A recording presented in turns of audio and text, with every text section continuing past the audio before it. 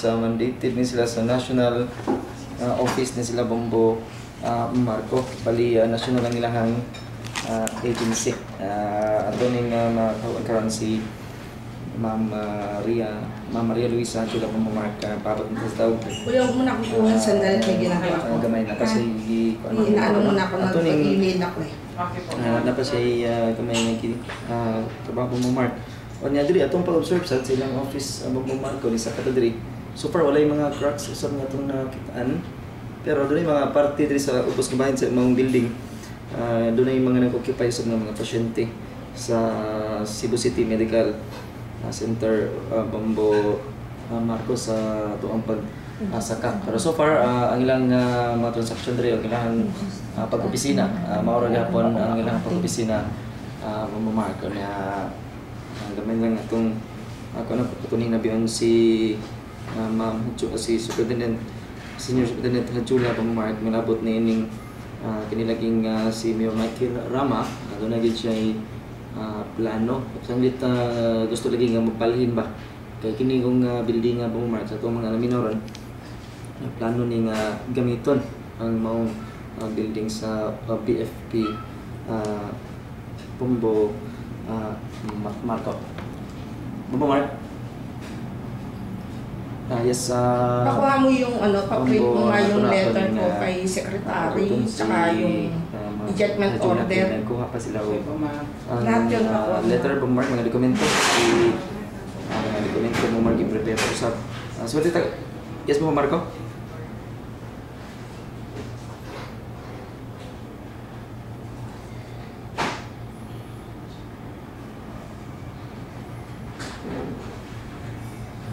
That's right, Bombo Marco, ato ning subayon kay doon na may strong conviction sa ang regional office nga di sila mo comply or mo tuman aning kuan sa city government Bombo Marco ato ning resulta karon kay matod pa ni director nga si kita may una nga nakakuan ini kay for so 1 week Bombo Marco gyud hinabi ni sa mga sakop ba sa media ang ang regional director sa Bombo Marco.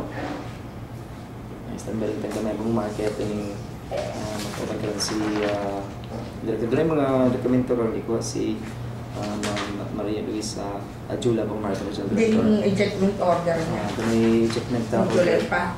Sige po. Bombo Marco. O kunin konsort ka ng order ikan sa Manila Bombo Marco. Magkotang tawag ka ng mga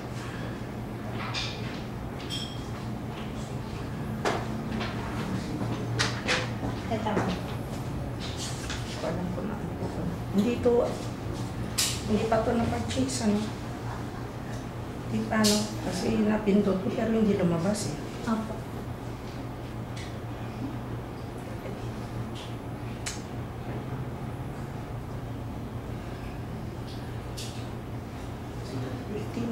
Hindi malo yun.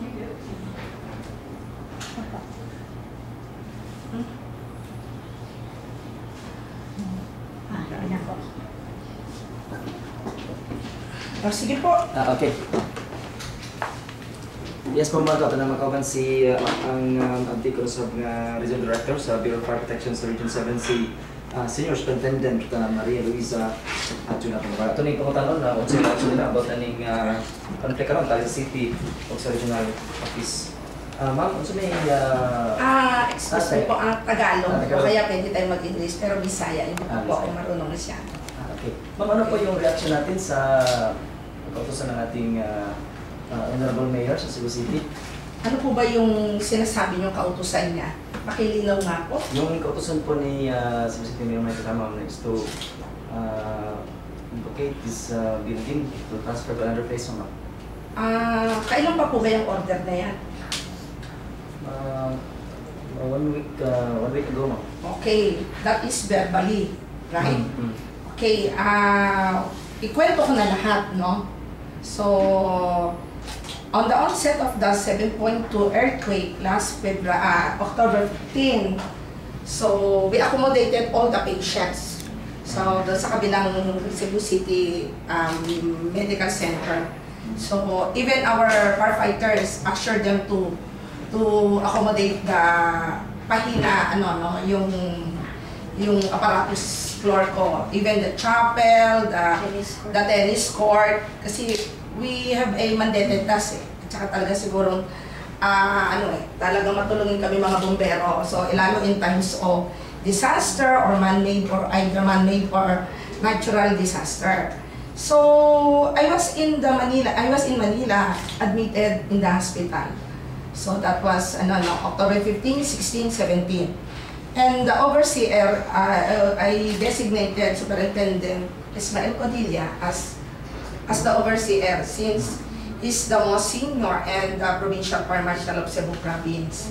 So while I'm in Manila, I have a constant communication with the present overseer.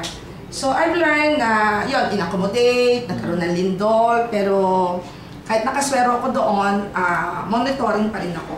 So I've learned it's 15 is Tuesday, 16 is Wednesday, and then 17, I've learned na nagpadala ng dump truck para kami lumayas. Okay, dump truck, pinadala niyahan kami ng dump truck na para kaming basura na kung saan kami dadali. Okay, is that makatao, maka-Diyos? Okay, I'm controlling my emotion kasi I was advised by our upper higher office na wag muna magbigay ng kasi baka daw alam nilang seko I believe kung ba't ako nilagay dito ni Secretary Robredo before siya namatay kasi talagang I was branded as Secretary de Lima of the Bureau of Fire. I'm sorry to say this, pero kinokontrol ko lang, pero by this time I have to speak up. Okay? Hindi ko na kaya. So nang nalaman ko na pinadala kami ng dump truck at Pwersahan kami pinapalaya sa sarili naming building na kahit isang pako hindi siya nag-donate. Okay, kahit isang pako hindi siya nag-donate. Ay para kung intensity 7.2 ang nag-hit sa atin. Ang dating sa akin nasa hospital ako, ang dating sa akin 10 intensity 10. Okay, I love my constituents. I love the Cebuanos. Kahit hindi ako Cebuano. So I sent a waiver immediately to my doctor just to have a flight on the following day. It's Friday. So on the Friday, I got a ticket flying from Manila to only available flight is 12 p.m. Arrival ko is 1:15. I've learned na the good mayor, I should say, okay, na nandito siya sa aking office, umakyat sa sarili kong upuan here. Kung saan ako nakaupo ngayon, dito siya nagtuturo at kung sino-sino pinagalitan niya sa opisina ko. I believe hindi yon gawain ng isang professional na tao, even a lawyer pa naman. I have a high respect to the good mayor, pero what he did to us, parang hindi na talaga maganda. Okay, so I started from the beginning. I arrived at 1:15, nandito siya daw ng that time before I arrived. Nagwawala siya, even bragging na we received a memo informing him na from the higher office coming from our fire chief in the person of Chief Superintendent Romero. Okay? Romero, siya yung OIC namin, na ordering me to stay put here in our office. Huwag kaming umalis, tagalugin ko. Huwag daw kaming umalis until further order from him. Ang sagot ng good mayor natin is stupidity daw yung sulat na yon. So, from that nalaman ko yon. And then I've learned na ako'y parating na umalis na siya. So talagang iniiwasan niya ako personal kasi ako nag-uniforme lang ako. Coming from the airport, dumaan muna ako sa house ko, sa staff house ko. And then I changed my into uniform. So umakyat ako rito, nang paakyat ako ng hagdan, kinausap muna ako ng abogado ko. May chief legal ng regional office, Attorney Caloy Benito Cruz. At sinabihan niya ako na ang order daw ni Mayor ay possibly kaming palalayasin dito na sino man daw ang haharang sa amin sa kanyang kagustuhan dahil state of calamity daw, kuno ang dinedeclare niya, ay huhulihin daw niya ang haharang sa gusto niya mangyari. Okay. Eh ako naman, di naman ako pinanganak na hindi ko iniwan ang buhay ko sa Central Luzon. Kung saan man ako pumunta, dala-dala ko yan. I'm sorry to say this. Oo, I would like to put this way, kung silang mga lalaki, may 2 bayag, ako may 4 na bayag. Okay, I hope they can read between the lines. And I know my responsibilities, my duties. I have my sworn responsibilities na kahit anong mangyari, ipagtatanggol ko lahat ng mga bumbero dyan. Even my constituents, even the whole population of Central Visayas. And then after we talk with Attorney Caloy, pumasok ko rito sa opisina ko kung saan ka nakaupo, nandiyan dyan si Mr. Edu Rama, and then nandito si Arda, Assistant Regional Director ng DILG, si Mr. Eli Fernandez, kasi ang RD ng ay nasa Bohol.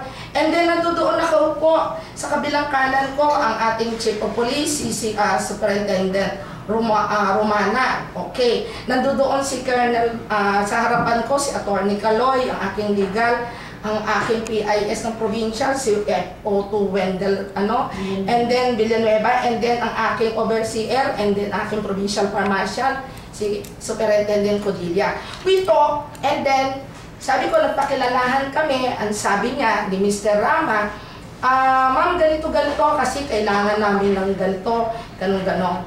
Alam mo, nagpakilala ko kasi hindi nila ako kilala. I have been a regional director for 1 year in Region 1.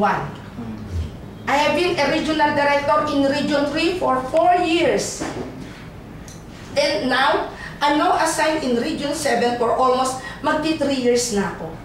Don't you know na ngayon lang, dito sa Cebu, ako nakakita ng mayor na kamukha niya na hindi makatawa at saka hindi makajos. Why? Ganito lang kasimple ang explanation. Pumasok kayo sa bahay ko, tinanggap ko kayo, sabihin na natin pinakain ko kayo, pinatulog ko kayo, and now nakapasok kayo sa bahay ko, palalayasin nyo na lang ako. Oh my God, sabi ko, ngayon lang ako nakakita ng gano'n And remember this, Mr. Edu Rama, parehas lang tayong public servant. We are serving the people. You are only serving Cebu City alone. And you are catering only 888 population. And I'm catering, kako, 5,200,000 plus population of the Central Visayas. Not only Cebu City, you are also included in the 5 million. Plus 1,500 firefighters, sabi ko. Sabi ko, hindi ako Cebuano, pero mahal ko mga Cebuano. Hindi ko alam ba't may mga ganyan tao. Nalulungkot akong isipin, ang dami kong napuntahan, lahat ng mga mayors dito, kaibigan ko. Pero, paano nyo mai-explain sa akin na you are not only taking the advantage or the situation na i-state of calamity kuno o emergency situation. Way back 2012, July, pinapalayas nyo na kami dito para mga hayop. Paano mo ako paniniwalain na sincere kayo na pinalalayas nyo kami, padadala nyo kami ng dump truck na para kaming basura. And they're also serving the people, the whole. And we are not only protecting the lives, but also the properties of that 5 million plus. Ngayon palalayasin nyo ako sa opisina ko, tinanggap ko na nga kayo lahat. Hindi ba naman sobra ng abuso yon? Sabi ko, na lahat, pati yung aking tennis court, binigay ko na, pati yung buong baba, yung aparatos, o pati chapel ko. Ibibigay ko na rin yung kabila. Pati ba naman yung opisina kong regional office, i-displace mo ako. For your information, naaabala talaga ako. Bakit? This is the heart of my organization, of the regional office. Dahil operationally and administratively, we're performing here. 5 million ang kinikater ko, protecting the lives and properties. You have a lot of buildings, you have condominiums, you have health centers, you have sitcom na bakante. Bakit ba gigil na gigil kayo sa aming building nito? Wala kayong ginastos dito. Ayoko na lang makasakit ng damdamin kasi ako very professional ako. At tinuruan ako ng magulang ko wag mambastos. Kahit na nga bastos na talaga, pero nagpipigal. Pero by this time, hindi ko na matiis kasi We have a win-win solution. Oh, nagsalita si Edu. O madam, pwede ba ako makapagsalita? Yes, go ahead, sabi ko. Kasi ma'am, huwag mong isipin na gano'n lang yung ginagawa namin, na talagang gusto ka namin palayasin. Hindi mo maaalis sa akin yun. Sabi ko, dahil last year niyo pa ako parang hayop na pinalalayas dito. And this is not your building. It so happen yung mga previous regional directors, hindi nila nalakad ang pag-donate ng lupa na ito. And millions of pesos was spent here. Ilang millions, 8 million pesos na ang pinagawa namin kung building lot na ito, including the city. Even kahit isang pako, wala siyang binigay sa amin. Okay? So, wag nila kaming ratuhin. Ngayon, sabi ni Edu, ma'am, sana magsakripisyo tayo. Sacrifice, okay. I got your word, sacrifice. Kami nagsasacrifice na kami since October 15. Kung sinasabi mo na mag-sacrifice kami, bakit hindi mo ibigay, sabi mo kay Mayor, yung good Mayor mo, ibigay mo yung buong baba ng City Hall. Challenge ko, bigay mo yon kung siya ay makatawa at saka maka-Diyos. Bakit na kami i-displace? Ngayon lang ako nakakita ng ganong klaseng Mayor. I keep a mum for this issue, pero sobra na siya. After the win-win solution, sabi niya, sige ma'am, paaabot namin kay Mayor. O akala ko ikaw kausap ko, o sige, pagbibigyan ko kayo. So natapos yung usapan namin hanggang ng, what's this? Kailan ako dumating? Friday, 18. So hapon yon. So, hindi kami dito. And then, the following day, nangaharas na naman siya. Ano ba yon para tayong hindi ano? Sabi ko, papadala siya dito ng abogado, mag-i-issue siya ng statement sa ano, sa dyaryo, na palalayasin pa rin kami. Oh my God, sabi ko, is this your mayor? Sabi ko, ano ba yung Becky ba yun? Sabi ko, di ba? Kasi nakakita ng ganun lalaking mayor na magsasalita ng gano'n, nag-agreed na kami verbally. So ganito na lang ako, araw-araw, gabi-gabi, inaakyat niya yung opisina ko. Hindi ko alam bakit gusto dahil napagagawa namin to. We spent several millions of pesos here. Wala sila ni isang pako na i-donate dito. Para kaming hayop.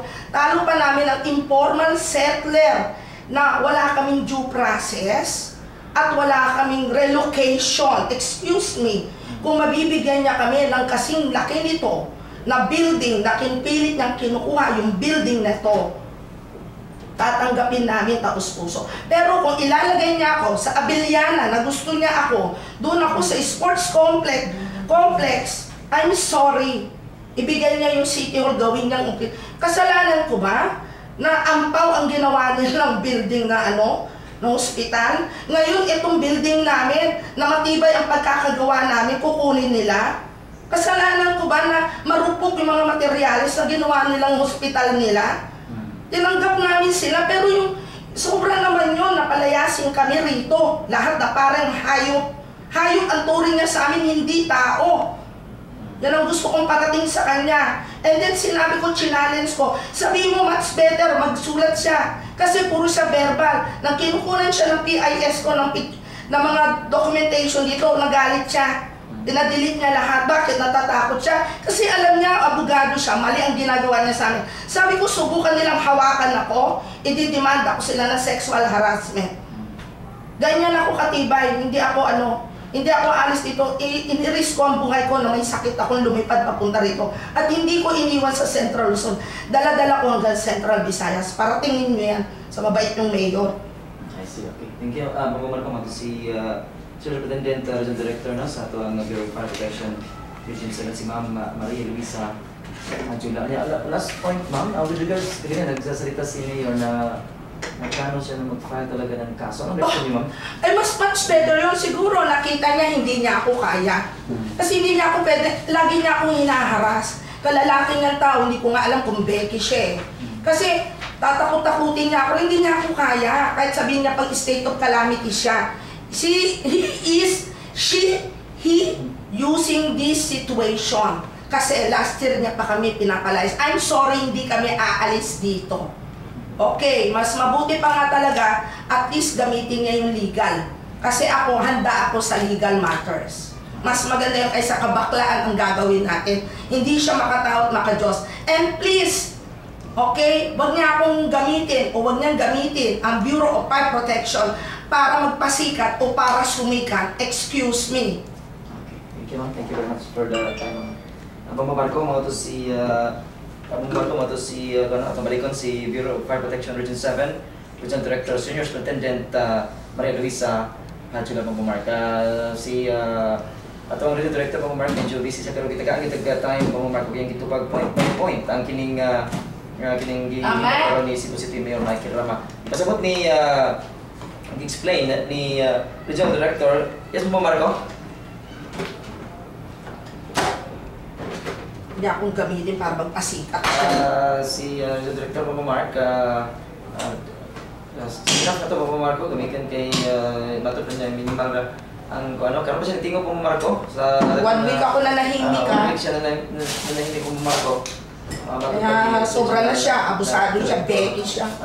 Bombo Mark, mo to, itong Bombo Mark? Sa tanong news ba yan o Bombo Mark kay ma'am, doon na ang mga group, doon na siya may katanungan siya ma'am?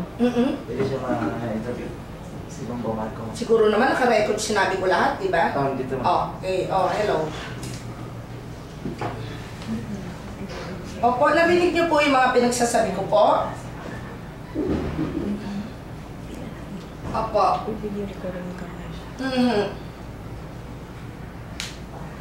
Yes, that's it. Ano po?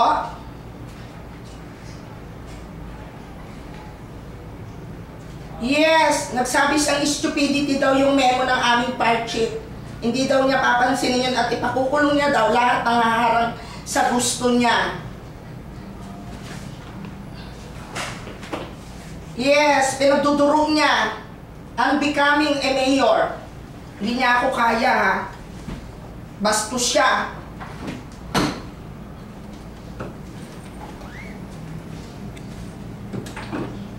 Meron po, pinabura niya po, pinagalitan niya po yung PIS niya, dinuro-duro niya.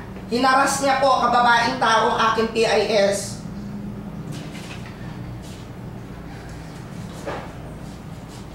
Wala po siyang official communication para po siyang ano, ewan ko kung anong tawag doon kasi nakakanginig siya ng laman, ano. Para siyang, hindi ko alam, parang wala sa katinuan eh. Aakyat ka sa isang opisina, magwawala ka, magdududuro ka, uupuan mo yung table ko, papasok ka sa opisina ko mismo, uupo ka rito.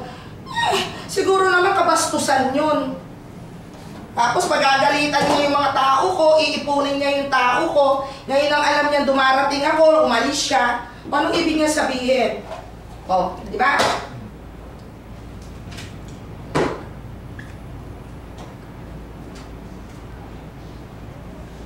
Opo. Nakagigil. Nagigil na ako sa kanya. Becky siya. Yes, Pumumarco. Pumumarco, ang direct to the point, straight to the point, yun nga statement ni Regional Director. Point by point, ito ba niya nga, wala niya bilin, yung kinabuhi Pumumarco, gikan sa Luzon. 3 years na siya din nag-kondre na yung Regional Director sa BFP 7. Kung ito ginagawa yung Pumumarco, ang kining buhatan din sa BFP 7, ito makita, bago pa siya tanawang Pumumarco, bago pa yun well-painted pa ning structure o likon gyud kay kusog ito dito sa mga gyud sa natayo. Bumark mo nga medyo dunay kuno national sales director kay dugay ito mga dump truck nga gidada ko mo mark.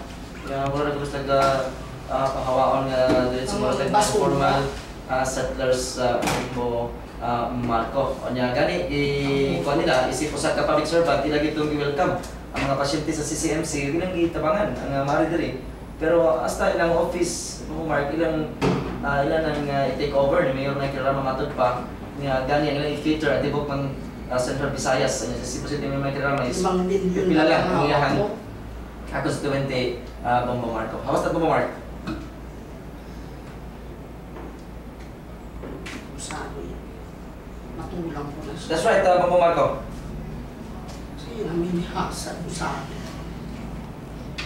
Kainginig eh.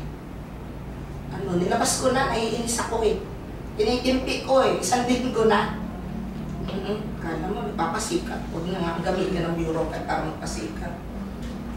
Ginawa siya ng sarili niya issue.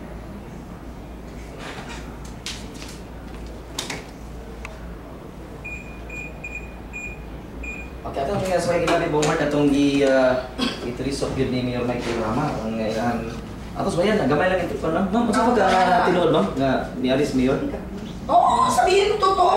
Sir, nag-video ko sa katong Kasi utos patawag ko yun. niya ng kuan kay as PIO, trabaho na ko mo cover sa tanang panghitabo diri sa bureau. So, nag-video ko, ako ang staff, nag-picture po siya. So, kita siya na ako nga nag-video ko, kaya tindog mo ko diri, di siya galingkod. So, pag taod-taod, gibarog siya, niya, gitulo-tulo ko niya, nga kisa ko na nihatag sa ako, right, nga, mo cover ato nga kuan. Wa ko katubag kay tubag man si Attorney Cruz nga they're just doing their job. So sakto pod niya. Wa man siya na satisfied so gikuha niya akong video cam. Ihatag niya ni attorney niya si si Sir Edo kuan o gidelete nila ang file. So pwede himo gidawat ako na ako balik. Wa na ko ni kuan para di na mo daghan sa kanya. Pero confirm gito nga gito no. Pero protocol gini sa mga nga every time na yung mga visitors to or doon na yung mga activities is mag-document ka. Yes sir, as PIO, yes sir, trabaho na ako. Ang cover, video o picture sir. Okay, thank you. Bumar ko mo ito ang Public Information Officer dito sa Bureau of Fire Protection Region 7. Mo ito isip mag-document din Bumar ko. Ang protocol dito niya nga mag-document din siya Bumar sa everytime ng activity. Diri man ito ni Region Director, diri si at si Mayor Rama o si Ido Rama. Malakas ng boses. Dito, kuha niya mga Marco ang katong documentation, i-delete mo Mark. Hindi ko. Bus na yung pasensya ko sa kanila. Talaga Becky siya. Kaya tayong gabi yan. Sa tingin mong name dali ko? FO2 Nadine Gonzalez sir. Si Sa kanya Becky Otto siya. Nadine Gonzalez, si Ma'am Nadine Na-challenge mo Mark. ko siya, Becky siya talaga. Kasi wala naman lalaking gagawa ng ganun. Gonzaga mo Marco. Di ba? O, parating ako Yes, at sir, siya, Mark. o di ba Becky siya? O, ba't di niya ako harapin? Tapos pag bala ako, nag-i-inspection siya rito. Tinaharas niya mga tao rito. Hindi siya ngayon dito, harapin niya ako. Kaya ko siyang harapin. Mabaklaan niya, alam niya, bakla. Excuse me. At saka hindi lalaki ba Mark? Dito na lalaki? Becky ba? Becky! Huwag mo yan, sinabi ko Becky siya. Becky, ang term gamit ni Regional Director mo Marco. Kasi walang lalaking gagawa ng ganun. Becky ba Mark? Becky. That's right mo Marco. Kakainis siya. Punta siya rito. Yung Becky ba Marco ni slang word sa Bajing! kaning pagka lalaki ngay may naay girl nga kasing-kasing mo Marco. Talaga naman. Bastos na nga, Becky pa. Takot sa kanya. Hindi siya napapasahod sa akin. Bastos na. That's right mga Mark. Look at the live sa office yun ni Senior Superintendent Maria Luisa Hadjula. Si Ma'am Maria Luisa Hadjula, so ang Regional Director sa Bureau of Fire Protection Region 7. Ining yung pagkatingog na. So sa kasimana, nga wala siya mo tingog nulot ni ining plano lagi ni siguro si Mayor Michael Rama nga pahawaon sila diri sa ilahang diri pagiging bago pa nga building diri sa BFP sa Benmar. No kadiri live alang sa to ang mamahanay sa auto program Bombo Glenn Langi Aliab para sa Pambansang Radyo ng Pilipinas, Basta Radio Bombo.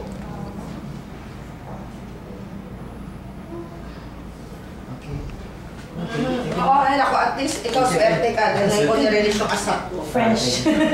Yan, parinig mo sa buong ano yan. Isaya. Di lang dito sa Cebu. Oh, let's eat. Sarap kumain. Wisit siya. Pagsabihan ako ng di ay